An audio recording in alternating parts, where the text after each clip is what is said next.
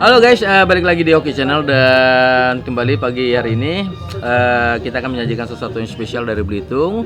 Kita akan jalan-jalan sebentar melihat bagaimana budidaya rumput laut yang dikembangkan di Belitung, khususnya di daerah Sijuk, Sungai Padang. Gimana situasinya, bagaimana keadaannya, dan bagaimana pengolahan budidaya rumput laut itu nanti bakal kita kupas tuntas di acara ini. Dan buat yang belum subscribe di channel kita di Hoki Channel. Cayo!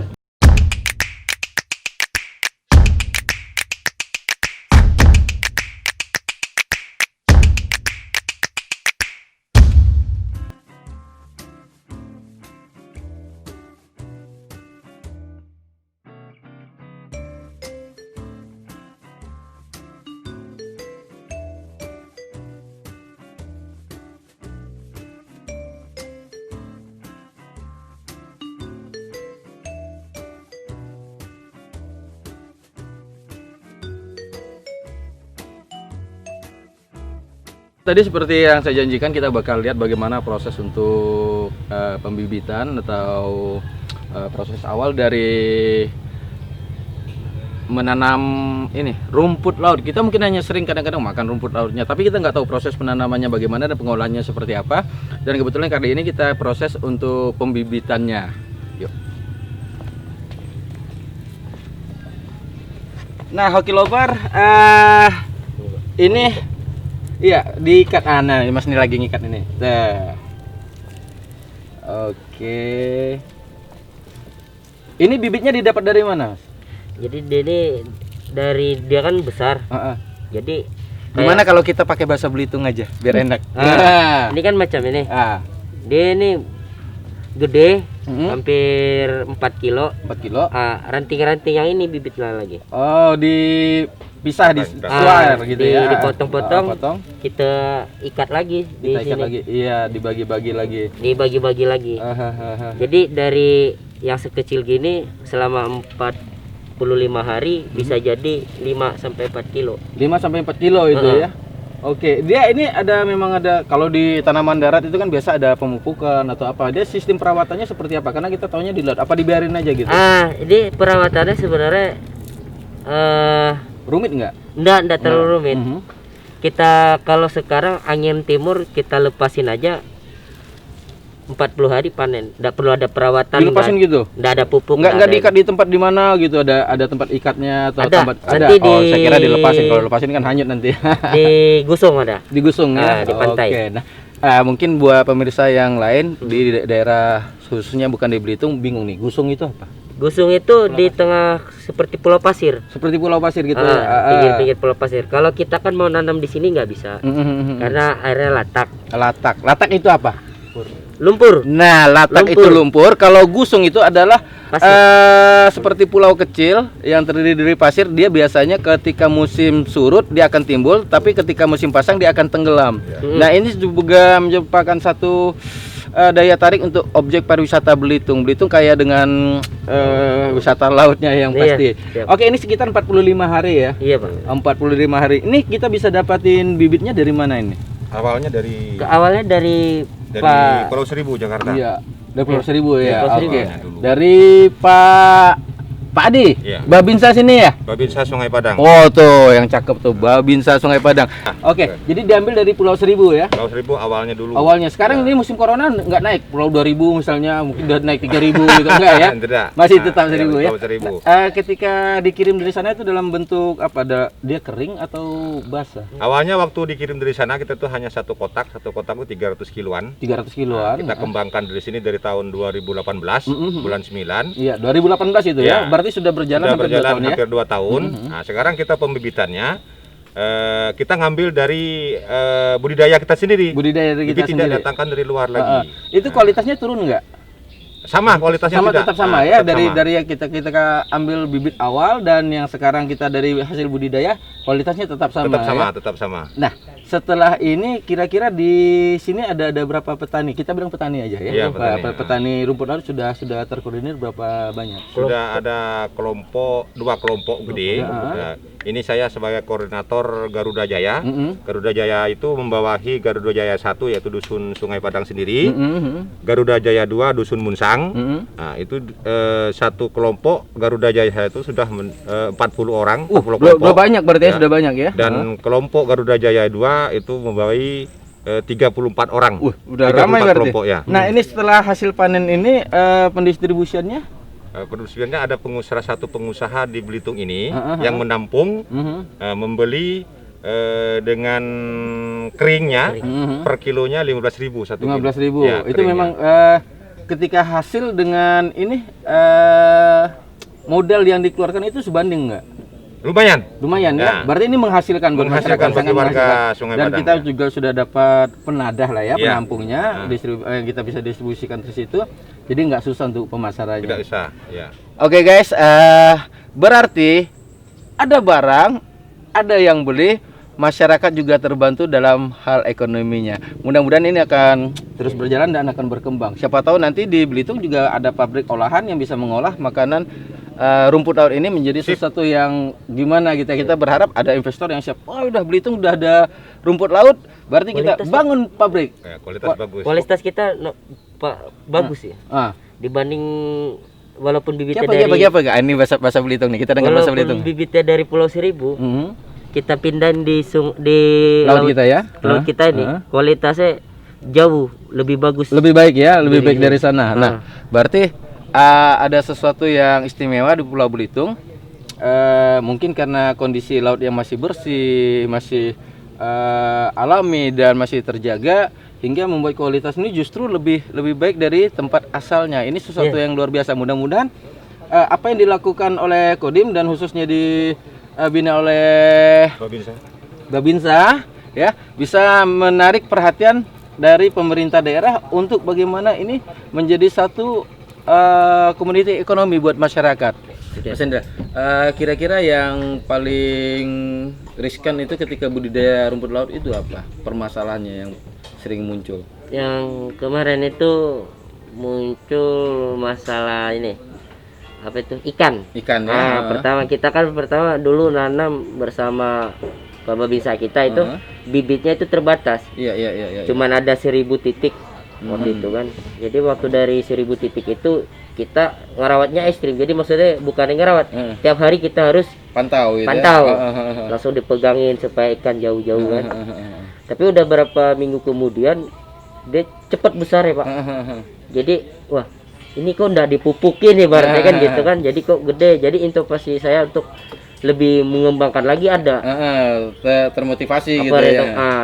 Itu saya kembangkan, lalu menjadi sekitar 25.000 titik bersama padi. Itu dalam berapa lama itu? Itu waktu pengembangan itu sebenarnya 21 hari udah bisa dipotong-potong. Iya, 21 hari udah bisa dipotong-potong. Bisa dipotong-potong.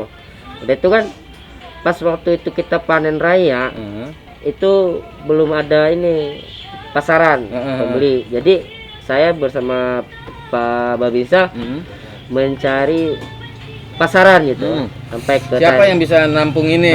Siapa yang bisa nampung ini? Waktu itu kan masalahnya yang dari tahun ke tahun itu rumput laut ini nggak ada pasarannya, Nah sekarang udah alhamdulillah kita punya dapat pasaran. Ada satu pengusaha yang siap menampung, menampung budidaya rumput laut ini. Pas waktu itu kita udah menjadi sesuatu petani bersama padi, kita jemur, kita panen, alhamdulillah penghasilan awal dari panen itu hampir 7 jutaan. 7 juta yang panen pertama itu ya. Dengan modal berapa itu? Kemarin modal sekitar 1,5 juta. 1,5 juta sudah bisa menghasilkan sekitar 7 jutaan dalam waktu 45 hari. 45 hari aja. Itu nggak 1,5 bulan lah berarti kan kita kayak 1,5 bulan sudah bisa menghasilkan sedemikian. Nah, pendapatan yang paling ini mungkin pas panen raya yang terbesar itu pernah dihasilkan berapa? Kurang lebih yang sama yang penjualan bibit hampir 15 juta. 15 juta ya? Itu pernah dapat sampai pernah. Berarti sangat, dalam hal ini sangat menjanjikan juga ya. Menjanjikan? Iya. Saya pernah lihat gambarnya waktu itu, warnanya kalau biasa rumput laut biasa itu kan putih. Iya. Ini agak kemerah-merahan, itu gimana itu? Apakah kualitasnya menurun atau bagaimana? Jadi kemarin kita tanya sama yang pengusaha pembeli ini, dia tuh ada berapa pembeli, maunya yang gini, mau yang gitu. Sebenarnya kalau rumput laut itu kalau dia kena air tawar itu jelinya apa itu jadi putih karena kalau kena air tawar. Iya. Jadi kata si pembeli ini kualitasnya kurang bagus. Kurang bagus yang putih gitu ya. Jadi dia itu maunya yang kualitasnya yang merah. Seperti yang punya kita ini. Yang kalau yang merah gitu ya. kan. Jadi kalau kita ini kan kena embun juga nggak boleh. Jadi kualitas kita bagus lah. Jadi tidak boleh kena embun, tidak boleh kena air tawar, nggak boleh kena apa gitu ya. Kalau ketika merah itu bukan menunjukkan bahwa dia kalau besi kan karat merah gitu. Kalau rumput laut justru enggak ya? Enggak. Dengan warna seperti itu justru kualitasnya tinggi. Tinggi ya? Kualitasnya tinggi. Jadi maksudnya sari rumput lautnya masih ada. Masih bagus gitu ya, masih terjaga di situ. Masih terjaga. Ya. Luar biasa. Nah, setelah dulu kan ini Pak Hendra yang pertama memulai gitu ya. Akhirnya teman-teman lain saya dengar tadi udah sampai 40-an satu grup ya, satu grup. Lalu satu grupnya ada sekitar 30-an, berarti 70-an. Cara mengajaknya itu gimana? Jadi waktu cara mengajak teman-teman itu saya bimbing. Jadi mereka teman-teman ngelihat hasilnya ada gitu ya. Kehidupan saya kan berubah drastis gitu kan. Secara ekonomi itu secara ada ekonomi. Ya. Jadi nanya, ya Sari kasih inovasi bersama Pak Adi kan disuruh ajak teman-teman biar supaya kita menjadi satu kelompok budidaya rumput laut gitu. Alhamdulillah kelompoknya udah 2 kelompok besar. Sampai di kampung sebelah ada, kita bantu pembibitannya juga ada. Oke deh, Mas Hendra, nanti kita lihat ke lapangan ya. Iya siap. Bukan ke lapangan, ke laut ya. Ke laut ya pasti. Siap. Oke guys, nanti kita coba lihat bagaimana mereka membudidayakannya, karena kalau tidak survei langsung ke tempat penanamannya nggak seru. Tetap di Hoki Channel.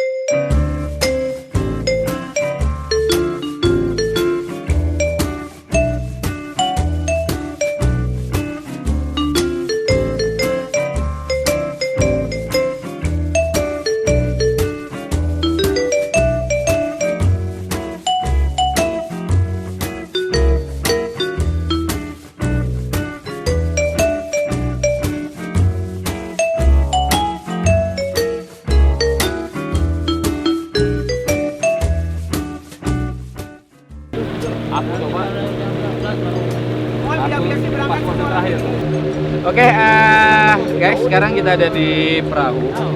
Di perahu dimana kita akan menuju tempat penanaman atau pembudidayaan dari rumput laut tersebut. Nah, mungkin jarak akan kita tempuh sekitar 10 sampai 15 menit tergantung cuaca biasanya. Kalau untuk khususnya Belitung, ombak nggak terlalu gede, jadi nggak terlalu bahaya gimana gitu, karena dikelilingi pulau-pulau. Oke, suasananya seperti ini.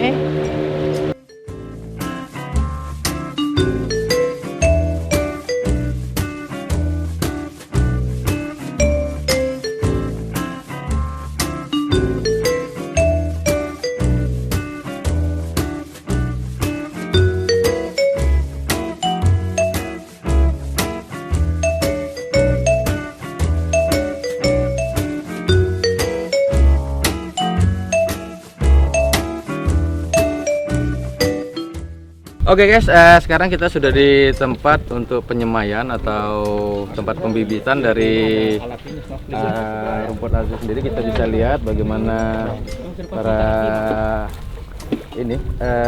petani rumput laut itu sendiri. Apa yang tadi sudah diikat, akan disemai di sini. Nah, dan usianya itu sekitar 45 hari. 45 hari berarti 1 bulan setengah. Tuh, udah pada nyebur.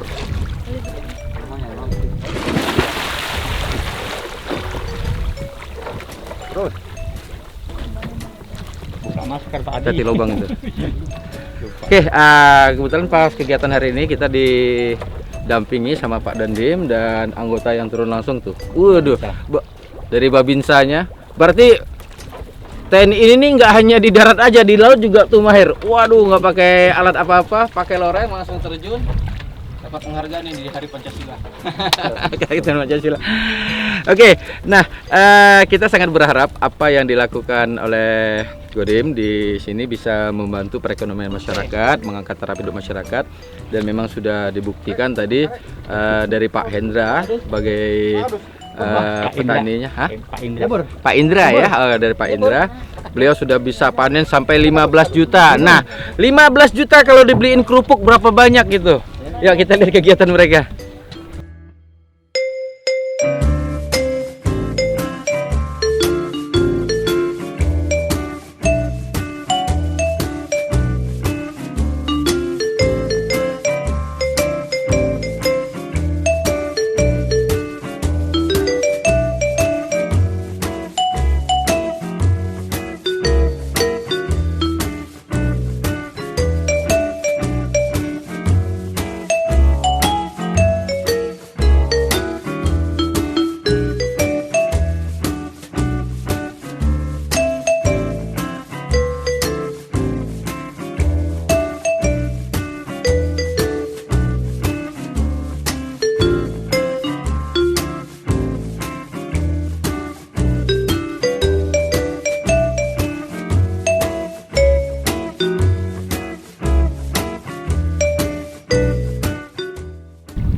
Nama saya Firdaus, Kepala Desa Sungai Padang.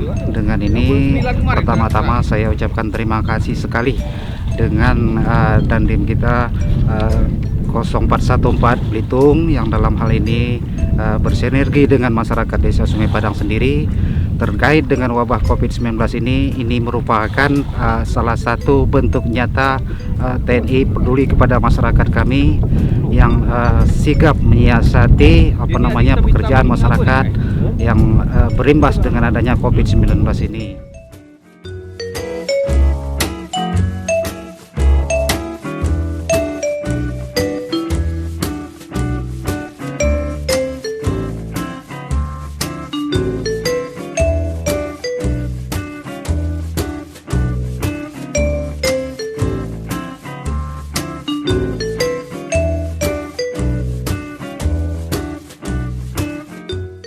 Oke, Lover, dan pada perjalanan kali ini, perjalanan kayak yang paling jauh aja pada seputar-seputar Belitung ini, kita berkesempatan untuk mampir di Keramba atau tempat penangkaran ikan, budidaya ikan, dan waduh, aku udah lihat di situ ikan warnanya cakep banget, biru banget, dan atau ya jenis apa, antar deh kalau ada teman yang bisa diajak ngobrol, kita ngobrol ya, pasti ikannya sampan. Aduh, keren banget, kita lihat aja deh.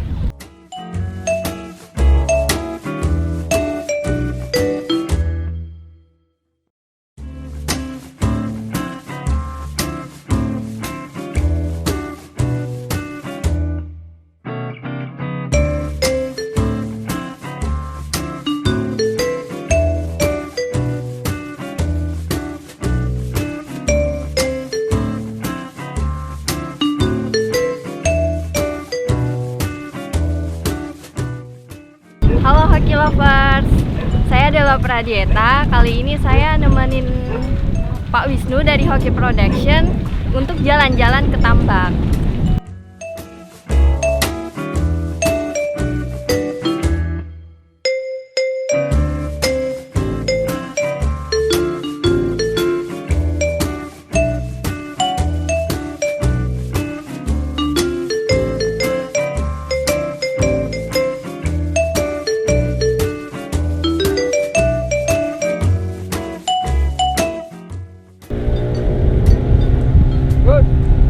Ceburin aja, lempar ke belakang dia.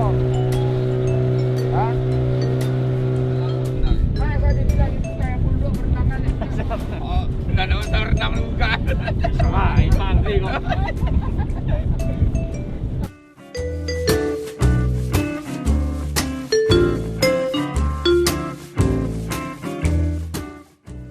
Oke guys, kalau di awal tadi kita bicara tentang gusung, tentu sebagian masyarakat yang di luar Belitung khususnya nggak tahu gusung itu apa gitu loh. Nah kalau gusung itu yang saya bilang tadi adalah daerah di mana pasir akan timbul ketika surut dan akan tenggelam ketika airnya pasang, seperti ya pulau kecil gitu dan isi pasir semua. Buat main biasa kalau udah gede gitu buat main bola juga asik kayaknya. Kita lihat deh. Ini yang namanya gusung.